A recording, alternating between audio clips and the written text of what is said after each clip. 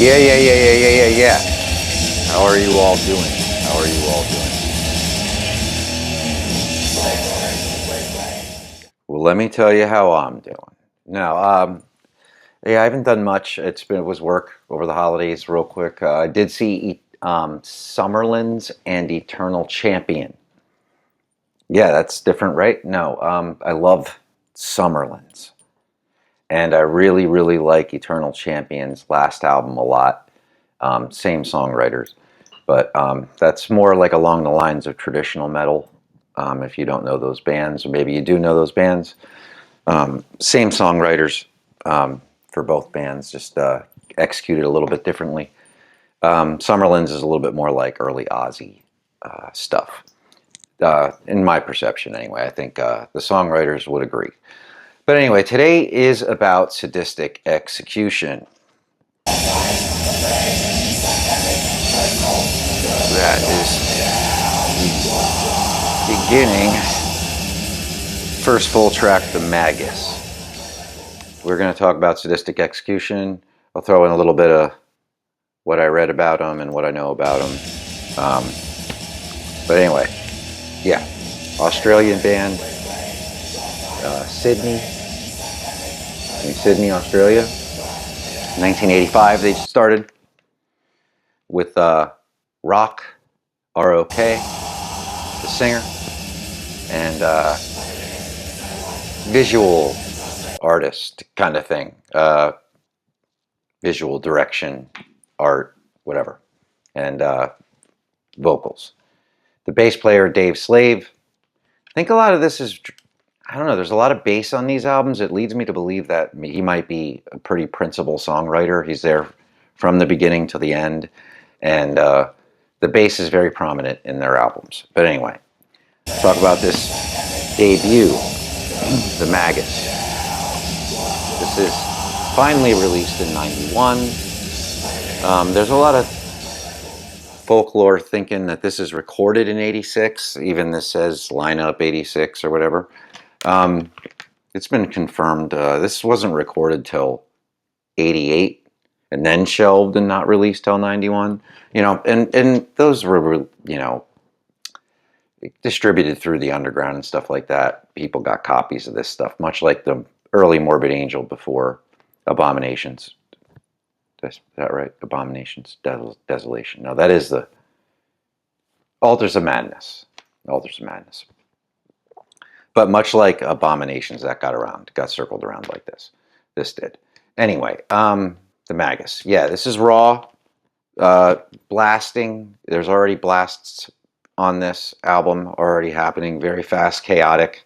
Again, the bass is very predominant. The guitar sounds are, you can tell this is recorded in the 80s because the guitar sounds are thinner. Almost, you know, like JCM 800s with the small boost in front of it or something like that. Yeah, thinner, like early thrash, Slayer-esque, but not even quite as much gain as that on this album. But very fast, chaotic riffs. People really like to talk about Agonizing the Dead. I've seen that one of my favorite bands, Dawn, covered that. That's not one of my favorite songs on this, though. It's kind of just a simple Sabbath riff, but people really like that. The song The Magus is awesome. Sadistically Executed is awesome. Yeah, these songs are great. Possessed Hemorrhage is brutal.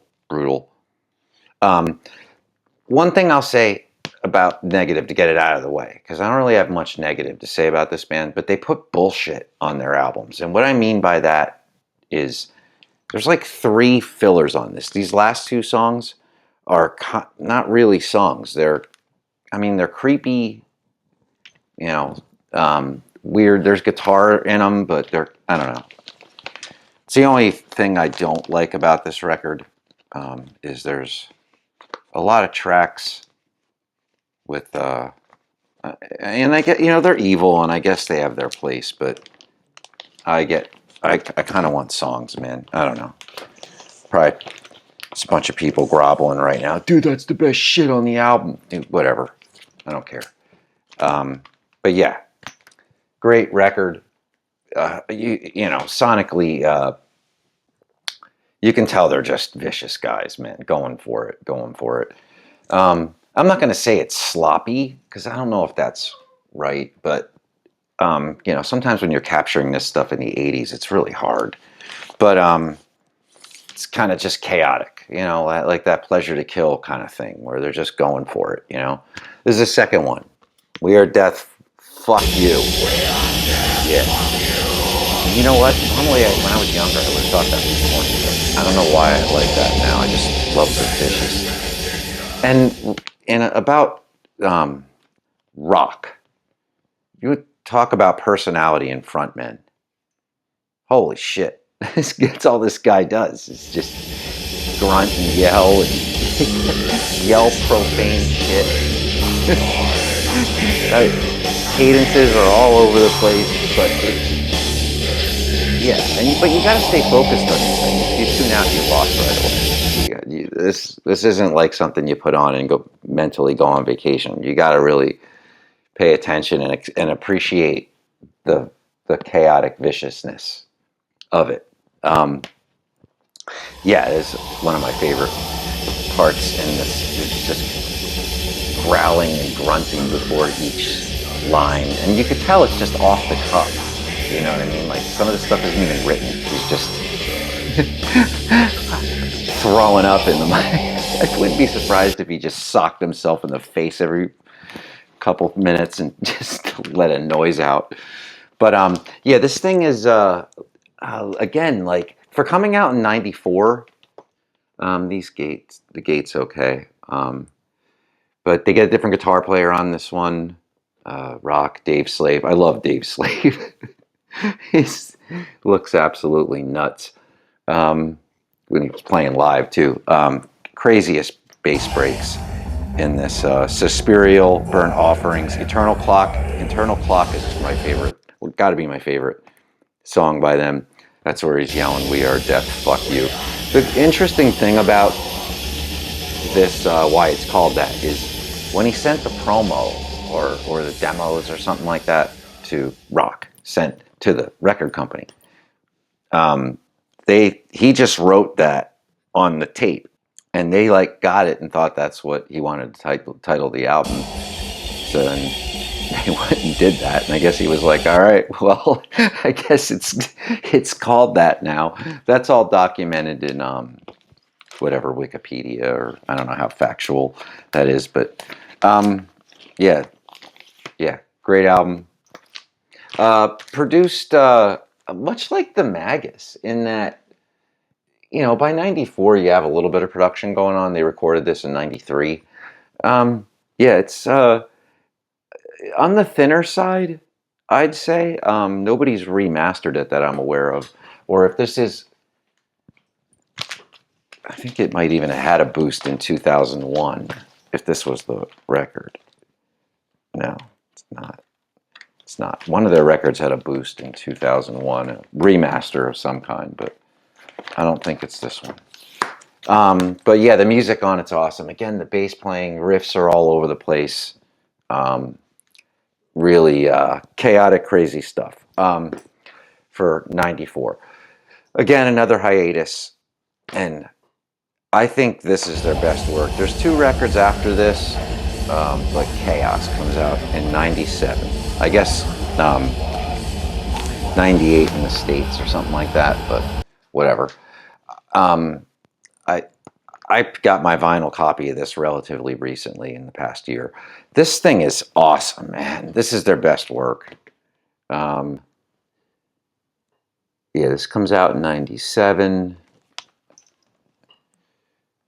Sloth on drums. Yeah, the '94 We Are Death, that has a guy, Steve, playing drums on it. It says on here. But this one has Sloth back, which I believe is the original drummer. And dude, he's awesome on this. It's nuts. Like for '97, this is like, you know, I get Anglecorpse loves this band. Paul, songwriter for Anglecorpse and various other bands. But yeah, this is like, I get it, man. This is absolutely where shit really, to me, where it really takes off. Dejected, Infinitus, and Volcanic Violence. I heard these two songs, like, for some reason there's, I don't know if there's like a promo to this album and it had those two songs on it, and it came into my YouTube feed and I was just like, holy shit. So if you don't listen to Sadistic Execution, start here, man. This is fucking awesome. It's relentless all the way through. It's relentless all the way. Fucked Up and Buried. It's the second last track. Yeah. You really can't go wrong with this thing, man. There's two albums after that that I can't really talk about. Well, I didn't really show the record. But yeah, they're Fuck 1 and Fuck 2 or something. I mean, you could see these playing on the records, whatever I did there. Yeah, so these are awesome albums. If you're coming in, know that the early ones are a little bit more primitive sounding. This is captured a lot better. The two Fuck albums, which I will have in the next week or two, I just ordered them. These are like represses, so I was able to get this Chaos album, which is, I love that thing, man. I definitely listen to that the most out of all these. Probably a lot this past year, a lot. Anyway, it's totally nuts, totally chaos all the way through. Sadistic Execution. Yeah, they haven't done anything since 2004 was their last show.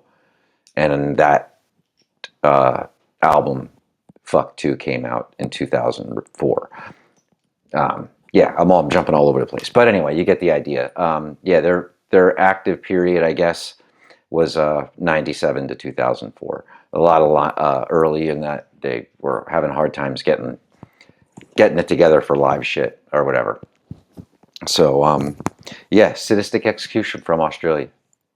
That's my 12 minutes on them and showing 3 LPs that have made a lot of rotation as of late. So yeah, that's the video for today. Sadistic Execution. Always. Shallow 666. Yeah, man.